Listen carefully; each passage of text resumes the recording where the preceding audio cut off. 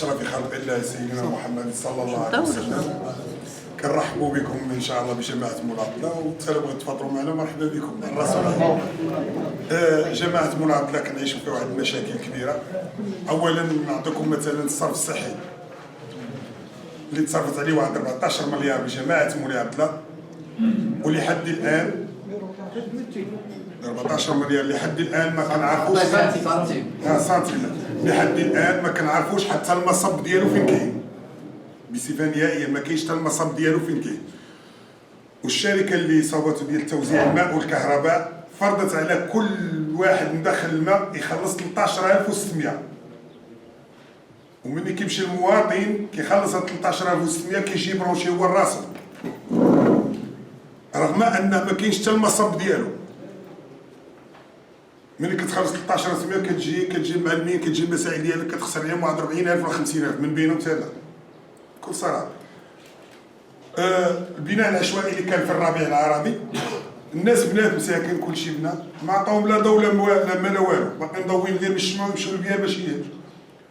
والغريب في الامر ان هاد الناس اللي بناو البناء العشوائي الا بغى شي وثيقه اداريه، رغم ان الدستور كيخول لي وثائق اداريه قانونيه، ملي كيمشي عنده كيقول لي جيب لي ورقه ديال الماء والضوء، عاد نعطيك شهاده السكنه، نعطيك شهاده الولاده، شهاده الوفاه، شهاده مدرسيه، حتى تجيب ورقه ديال الماء والضوء. اذا كنا حنا مغاربه ورقه قانونيه راه خولوا من الدستور غناخذوهم، ما يمكنش غنجيب لك ورقه ديال الضوء والماء تعطيني شهاده الولاده ديال ولدي ولا بنتي. هذه السلطات المحليه كتفرض المقدمين والشيخ اعوان السلطه كيقول جيب لي شهاده ديال الربط ديال الماء والكهرباء، نعطيك ورقه اداريين، ما جبتيش ما كتاخذهمش.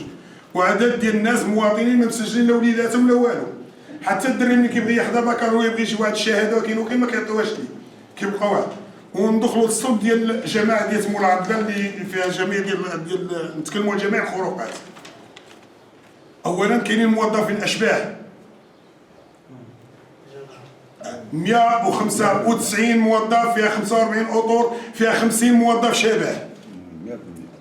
محاسبه فيدرال ديال الجمعيات اللي كتعطيها الجماعه واحد 170 مليون ولا 200 مليون سنويا، و 170 مليون انا كنعطيو غير اللي دوز المجلس دابا. وكينوضوا ملي كيهزوا لان مبادره وطنيه، ملي كيهزوا الوليدات كيخلص كل اب ديال كيخلص على ولده 100 درهم شهريا. اذا كانت الجامعه كنعطيها 170 مليون الفيدراليه، علاش كيتخلصوا من عند الدري ب 100 درهم شهريا؟ ثانيا تعيين موظف، الجماعه دارت واحد تعيين موظف كمدير الجماعه لا تتوفر فيه الشروط القانونيه، لان المدير ديال الجماعات خاص يكون مجاز. حنا جابوا عندنا هنا موظف ما عنده الا نيفو بكالوريا، وجابوه من العماله وحطوه هنايا لانه هو رئيس صديق الدرب ديال رئيس جماعه معا. صفقات مغشوشه. حضر المال العام في الزليج تصاوب العام اللي فات باقي ما كملش عام. لا دا ديال سيدي بوزيد وديال المركز ديال مولعبده. دابا مني دخل الرئيس جديد فرتكوا هذاك الجليج كله وساري صوبوا ثاني في الجليج اخر. ومني غادي ان شاء الله الا درتو شي دوره المنطقه باقا كلها غير اراضي فلاحيه ودايرين لهم الجليج، وهنا داروا هذاك ديال بافي اللي داروه داخل المركز ديال المراقبه، والجليج لاحوا برا. تفويضات للموظفين لا تتوفر فيهم الشروط، وهذا الشيء كنتحمل المسؤوليه ديالي فيه.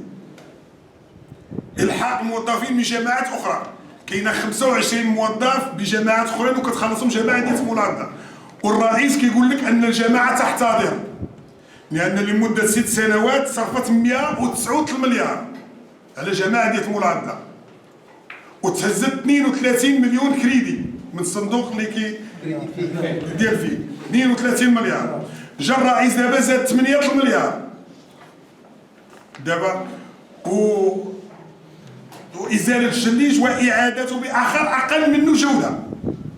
جابوا الجليج داروا دابا دار كلشي هرسوا فضوا المسائل كلشي، وجابوا دابا شركات اخرين تعطيه، رغم ان حتى ديال الليتيد اللي كيديروا هادشي ما كيديرش واحد الدراسه اللي كاينه.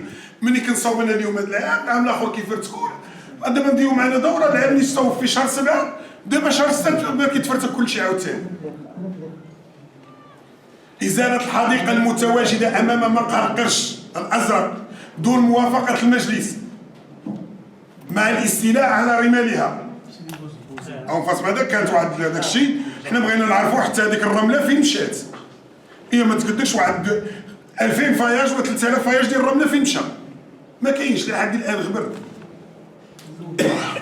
الترامي على ملك ديال بنك المغرب. جينا ما بين القبة ديال سيدي بوزيد في كاين المنظر الجميل حتى البلاصة اللي ديال الرماية، هذيك الأرض كلها ديال بنك المغرب. كيفاش داخل الجماعة وبرك كدير هكا بدون سند قانوني؟ إذا غدا بنك المغرب غيرفعوا دعوى إذا الجماعة راه غتحط واحد أموال طائلة عاوتاني غتزيد الجماعة تبقى تحتضر. اقتناء سيارات الجماعة، كل نائب الرئيس الأول والنائب الرئيس الثاني والثالث وهذاك الشيء السيارات واخدينهم من عند أصحاب الدرب ديالهم وعاطينهم العيالات مسيقينهم، كانوا سايقين ما هما، وحتى بدون حتى النائب الثاني والثالث ما عندوش حق يسوقها إلا ما كان عنده الشيفور ديالو، كيسوقوها هما ويتبرعوا بها كيما بغاو. التستر على الترامي على أرض مدرسة الحفظ اللي قرينا فيها. جا واحد دار فيها ديبو تما وخادها بدون قانون. هذيك هي المدرسة اللي قرينا فيها حنايا، لأنه ينتمي إلى حزب الاستقلال. اقتناء أراضي من أفراد أسرة واحدة. الجماعة ملي كتبغي تشري شي أرض كتمشي عند هذوك الأباطرة اللي عندنا هنا في المعادلة كتقول لهم هذيك الأرض راه حنا غناخذوها كاين وكاين. كينوضوا هما كيجريو كياخذوها ب 100 درهم ديال الموسم ديال المعادلة. الجماعة كتاخذها ب 200 درهم. سوق الجملة فين غيدار أكبر سوق ديال الجملة غيدار، خداو من عند الناس، جات لجنة التقويم دارت 120 درهم باش خدات من عندهم الأراضي ديالهم. والأباطرة اللي في الموسم ديال الملاعبة اللي ما غدير فيه لا تجزئات لا حتى شي حاجة كياخذوهم من عندهم ب 400 درهم 500 درهم. والسوق ديال الجملة اللي غيدار فيه مشروع خداو من عندهم الأرض ب 120 درهم. انعدام تتبع الأشغال من الناس المسؤولين بالجماعة.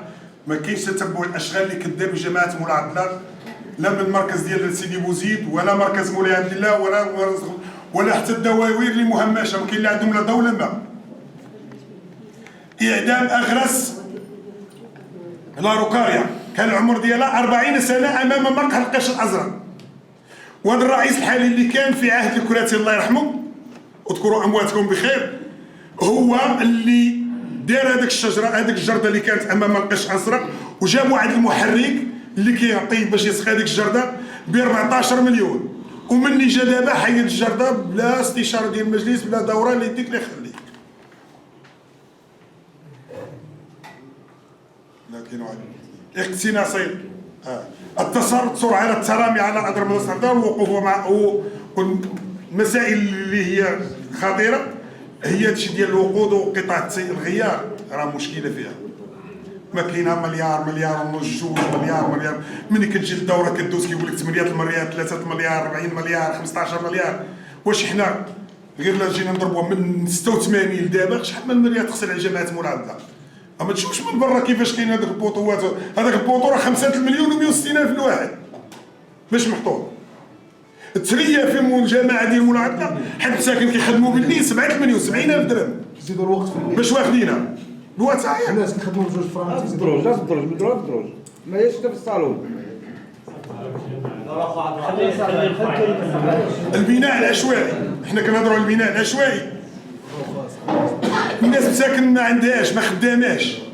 حنا عن طريق ندخلوا عن طريق نقطه التشغيل بالجرف الاصفر اكبر مركب صناعي بجماعه مولاي عبد الله كتخدم فيه الله خدامه فيه الجماعه ديال مولاي عبد الله 3% ونتحدى اي واحد 3% اللي خدام.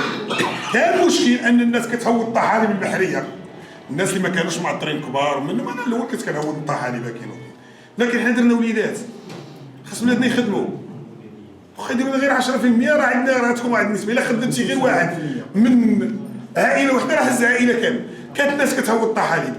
الناس اللي في الجرب واخدين واحد الفكره ان الناس ملي كيجيو وقت البحر كيمشيو ما نخدموهمش. هذوك الناس ما كان عندهم لا صنعه في يديهم لا دبلومات لا مجازين لا يديك كانوا الناس غير البحر كيخدم ب 60 درهم. ملي كيجي البحر شهر 6 و7 و8 كيصور 5 مليون. واش غيبقى يخدم ب 60 درهم في الشهر؟ دابا ملي درنا حوار مع الرئيس ما كاينش اللي كيناقش معاك والو. تخدمش ولا ما تخدمش. الا تسالت جماعه مولانا غتلقى 3% خدامين وكل شيء وكلهم متعطرين، كاينين عندهم دبلومات عاليين ومعطرين وكل شيء. نهضروا على الشخالبه سيدي، الوينو اللي غادي دار تما كاين عطات الجامعه 800 مليون باش دير المراحل تحولهم من تماكين. 800 مليون لمده دابا 4 سنين ولا 5 سنين، وباقي دابا تمشي عندهم تزورهم دابا تلقاو الاراضي الديور ديالهم تشقوا والفوسفات كيضرب في الريحه ديالهم، والجامعه صرفت دوزت لهم تحويل ديال 800 مليون جهه اخرى. يلاه دابا بداو كيقلبوا على ديك 800 كيفاش يرجعوها. والوينو كطالب بالناس باش يخووا من الشخابه من تماكن ولا تزيد. الناس خداو لهم الاراضي ديالهم لا يعقل ب 17 درهم للمترو. هادو فاش كيعيشوا هاد الناس في هاد الوباء تيعيشوا بحال هكا تيعيشوا. هذا هو اللي شاط الناس باش 17 درهم للمترو باش خداو لهم الاراضي ديالهم. واش انت كتاخذ لي 17 درهم من الارض ديالو، جيتي عطيتيه في الزئه ديال ولاد الحفيان هنايا ما عندوش باش يبني، داز الوقت اللي ما بناش مسكين هذيك البقعه، صيفطتي لي ضريبه تخلصها، تعطلتي ما بنيتيش. راه هي اللي خاصها تبني ليها الاخت النائبه، هي اللي خاصها تبني ليه المحل ديالو. خديتي لي عرض وحاولتي تبني ليه وتخدميه، ماشي غير مهمش. جماعة مولانا ليكن في علمكم جميعا ومرحبا بكم جميعا، أفقر جماعة بالمغرب.